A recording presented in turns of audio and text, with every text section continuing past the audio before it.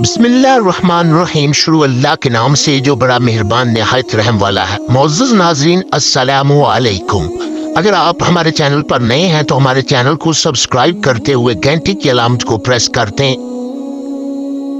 ایک بادشاہ کے سامنے کسی عالم نے یہ مسئلہ بیان کیا کہ زانی کے عمل کا قرض اس کی اولاد دیا کرتی ہے، اس کے اہل خانہ میں سے کسی کو چکانا پڑتا ہے. اس بادشاہ نے سوچا میں یہ تجربہ کرتا ہوں.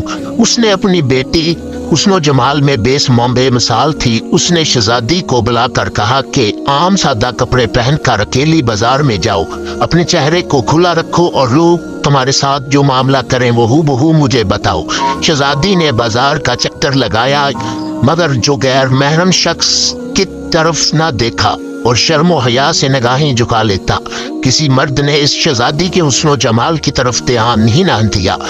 سارے شہر کا چکر لگا کر شب شہزادی اپنے محل میں داخل ہونے لگی تو راہداری میں کسی ملازم نے محل کی خادمہ سمجھ کر روکا اور گلے لگا کر بوسہ لیا اور بھاگ گیا. شہزادی نے بادشاہ کو سارا قصہ سنایا تو بادشاہ رو پڑا اور کہنے لگا میں نے ساری زندگی غیر محرم سے اپنی نگاہوں کی حفاظت کی ہے، البتہ ایک مرتبہ غلطی کر بیٹھا اور غیر محرم لڑکی کو گلے لگا کر اس کا بوسہ لے لیا تھا. میرے ساتھ بھی وہی کچھ ہوا جو میں نے اپنے ہاتھوں سے کیا. ہمیں اس واقعے سے عبرت حاصل کرنا چاہیے. ایسا نہ ہو کہ ہماری کوتاہی کا بدلہ ہماری اولادیں چکاتی پھرے.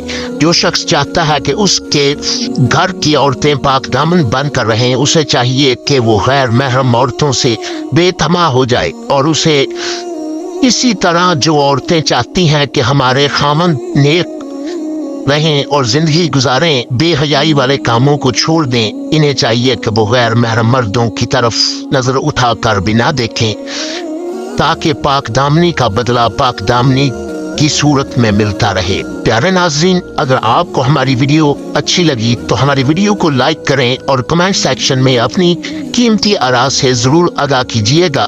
انشاءاللہ اللہ کے حکم سے ہم آپ کے لیے مزید معلومات سے بھرپور اور مزیدار ویڈیو لے کر حاضر ہوتے رہیں گے. اللہ تعالیٰ سے دعا ہے اللہ آپ کو خوش و خرم رکھے.